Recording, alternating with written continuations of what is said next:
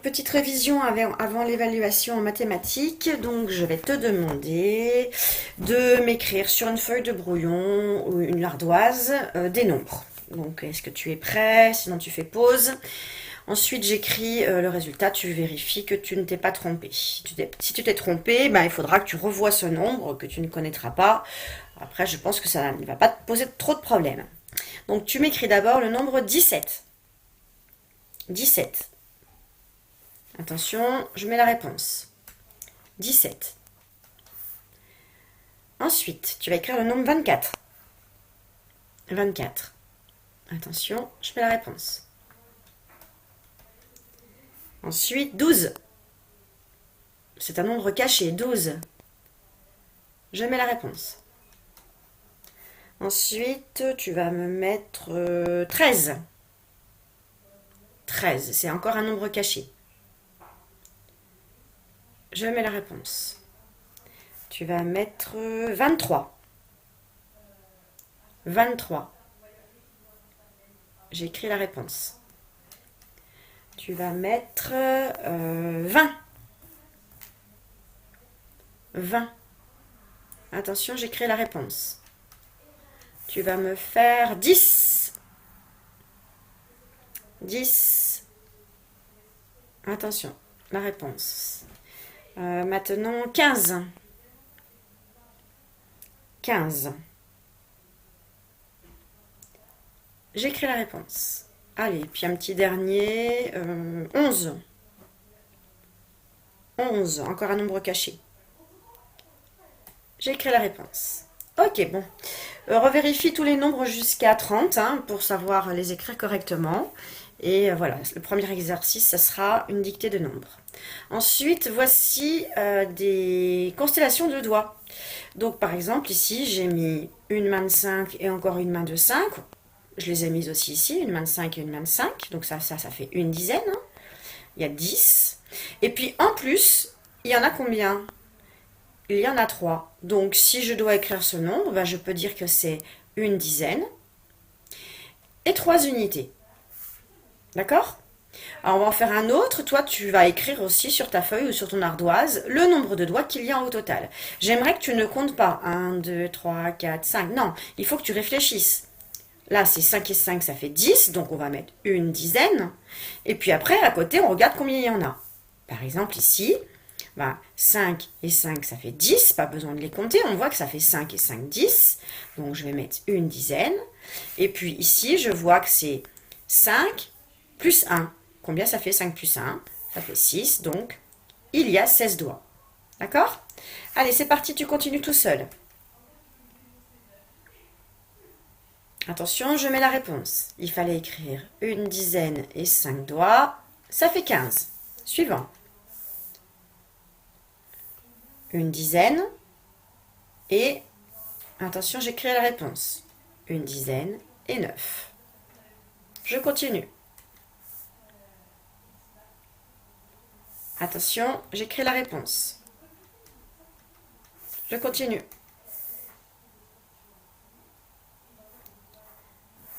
J'écris la réponse. Suivant. Tiens, on va faire celui-là. Ah, celui-là. Combien il y a de dizaines? Ça fait 10. Ça fait 10. Du coup, ça fait combien de doigts? 10 plus 10. Ça fait 2 dizaines et 0 jeton. Donc, ça fait 20. Allez, on passe à un autre exercice. Alors, ici, je vais te demander à chaque fois de m'écrire le nombre qui est avant et le nombre qui est après. D'accord? Donc, on va faire des exercices comme ça. Donc, moi, par exemple, je vais te donner 13. Tu vas faire un trait de chaque côté. Il va falloir que tu m'écrives quel est le nombre qui est avant 13 et quel est le nombre qui est après 13. Tu es prêt? Allez, c'est parti. Donc là, tu as dû mettre 12. Et après 13, c'est 14. On en fait un autre. Je vais te mettre, par exemple, 10. Qu'est-ce qui est avant 10? Et qu'est-ce qui est après 10? Attention, je mets la réponse. Avant 10, c'est 9. Après 10, c'est 11. Super. Attention, on en fait encore un autre. Qu'est-ce qui est avant 19? Et qu'est-ce qui est après 19? Quel est le nombre avant? Quel est le nombre après? Le nombre avant, c'est 18. Et le nombre après, c'est 20. Si tu as eu des difficultés pour faire cet exercice, refais-en avec papa et maman. Ensuite, on refait un petit exercice sur, tu sais, le dessine 2 fois 5 points ou 3 fois 2 points, etc. Tu te rappelles que dans la consigne, je vous avais demandé d'entourer le nombre de points pour dire que dans un paquet, je dois avoir 5 points. Dans un paquet, j'ai 5 points. Dans un paquet, j'ai 5 points. Et combien de fois je veux? Combien de paquets je veux? Je veux 2 fois. Donc, j'ai dessiné 2 paquets de 5. Et ensuite, j'écris 5 plus 5 égale 10. Puis après, on écrira la phrase, mais là, on ne va pas l'écrire. Hein, c'est juste un entraînement. Si j'en fais un autre, par exemple, si je te demande de dessiner 3 fois 2 points. Donc moi, je vais entourer ce qu'il y aura dans chaque paquet. Dans chaque paquet, il y aura 2 points. Et je veux 3 fois 2 points. Dessine sur ta feuille ou sur ton ardoise 3 fois 2 points. Ensuite, tu écris l'égalité. Attention, fais pause car je vais donner la réponse. Donc, il fallait que je fasse 3 fois 2 points. Donc, dans mon paquet, je veux 2 points. Mais je le veux 3 fois. Donc, je dois recommencer. Est-ce que j'ai 3 fois 2 points? Est-ce que j'ai 3 paquets de 2? Ben non, j'en ai que 2. Donc, j'en fais encore un. Là, j'ai bien 3 fois 2 points. J'ai une fois 2. J'ai encore une fois 2. Et j'ai encore une fois 2. J'ai bien 3 fois 2 points. Et alors, ça fait combien de points? J'en ai 1, 2, 3, 4, 5, 6. Ça fait donc 6 points en total. En tout, il y a 6 points. On en fait un autre. Dessine-moi 4 fois 3 points. 4 fois 3 points. Alors, je vais l'écrire. 4 fois, donc ça veut dire que ça sera 4 paquets, 3 points. Et ça veut dire que dans chacun de mes paquets, j'aurai 3 points. Attention, je fais la réponse. 4 fois, ça veut dire que je peux déjà faire 4 paquets. 4 paquets. Et dans chaque paquet, j'ai 3 points.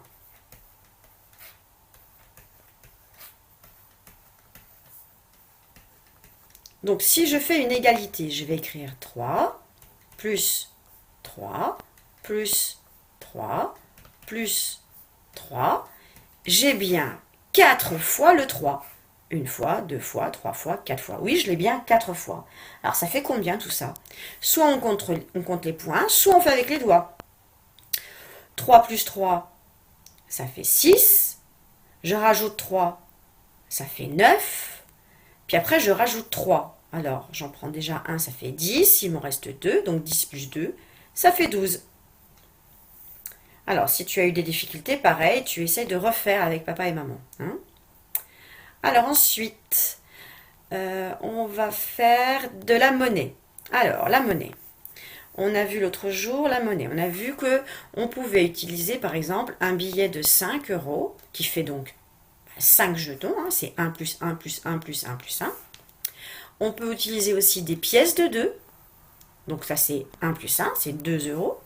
Et puis on peut utiliser des pièces de 1, d'accord? Ça c'est ce que tu peux utiliser. Moi j'aimerais qu'ici, tu dessines ce qu'il faut pour faire 4 euros. Alors, pour faire 4 euros, d'accord? J'ai par exemple un objet qui coûte 4 euros. Je vais utiliser quoi? Est-ce que je peux prendre un billet de 5? Ben non, si je prends un billet de 5, c'est beaucoup trop. Est-ce que je peux prendre une pièce de 2? Oui, je peux prendre une pièce de 2. Mais il m'en manque. Est-ce que je peux reprendre encore une pièce de 2? Oui, parce que 2 plus 2, ça fait 4. Ah ben c'est bon. 2 plus 2, ça fait 4. Donc je dessine bien mes petites pièces. Et j'ai dessiné les pièces pour faire 4 euros. On en fait un autre. Je rappelle que pour faire le 5, on écrit d'abord le nombre et ensuite on fait le rectangle, puisque c'est un billet. Pour faire le 2, on écrit d'abord le nombre et on entoure pour faire la pièce. Pour faire le 1, on écrit, puis on entoure pour faire la pièce. Attention, maintenant je voudrais que tu dessines quelque chose pour faire 6 euros. Allez, je voudrais avoir des objets pour faire 6 euros. J'aimerais avoir le moins de pièces et de billets possible, donc je commence toujours par le plus gros. Attention, je donne la réponse. Est-ce que je peux prendre un billet de 5? Oui, je peux prendre un billet de 5. Mais il me manque quelque chose. Je n'ai pas 6 encore. Je n'ai pas 6. Est-ce que je peux reprendre un billet de 5? Ben non, parce que ça va faire 10 euros. Est-ce que je peux prendre une pièce de 2? Ben non, parce que ça va faire 7 euros. C'est trop, moi je veux pas 7, je veux 6. Est-ce que je peux prendre une pièce de 1? Ah ben oui, parce que 5 plus 1, ça fait 6. Et bien maintenant, je peux dessiner les billets et les pièces. Et tu as fait 6 euros. Alors tu peux réessayer tout seul à faire 3 euros, à faire 7 euros, à faire 9 euros, puis après 8 euros, puis après 10 euros. Et puis, on va refaire un petit exercice de robot. Alors, tu te rappelles le robot, par exemple, j'ai 5 ici. Il a 2 petites mains, mon 5. Il a déjà mis un cube ici. Donc en haut, j'en avais 5. J'avais 5 cubes. Tu peux prendre des crayons ou des pâtes, tout ce que tu veux. J'ai 5 cubes, mais j'en ai déjà un. Je vais en placer un ici, là. Celui-ci, il va déjà aller là. Donc du coup, il m'en reste combien de l'autre côté?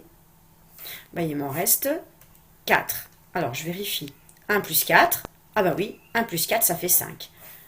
D'accord? On va en faire un autre. Par exemple, je vais te faire 4 et je vais mettre ici 3. Essaye de trouver combien je dois mettre ici pour que 3 plus quelque chose, ça fasse 4. On va en faire un autre. On va faire 5 et puis on va mettre 2 ici. Voilà. Tu peux en faire d'autres. Tu restes par contre avec des robots qui sont inférieurs à 5. Écoute, voilà, pour aujourd'hui c'est bon, tu vas être bon pour les évaluations, tout le reste ça va le faire. Revois éventuellement aussi les noisettes. Les noisettes, par exemple, tu sais, tu fais des ronds comme ça et tu essayes de les marquer en respectant le code de Pic-Bille. Donc tu te rappelles, 1, 2, 3, 4, 5... C'est le premier compartiment de la boîte de Pic-Bille. 6, 7, 8, 9, 10. Ici, ça y est, j'ai ma première boîte. Ici, j'ai 10 jetons. Parce que j'ai 5 et encore 5. Donc tout ça, c'est ma première boîte de Pic-Bille. Je continue. 1, 2, 3, 4, 5, 6, 7. Alors là, ça fait combien de jetons? J'ai une boîte pleine. Et après ma boîte pleine, j'ai 5 et 2, ça fait 7. Tu peux en refaire d'autres si tu veux. Voilà, tu as terminé.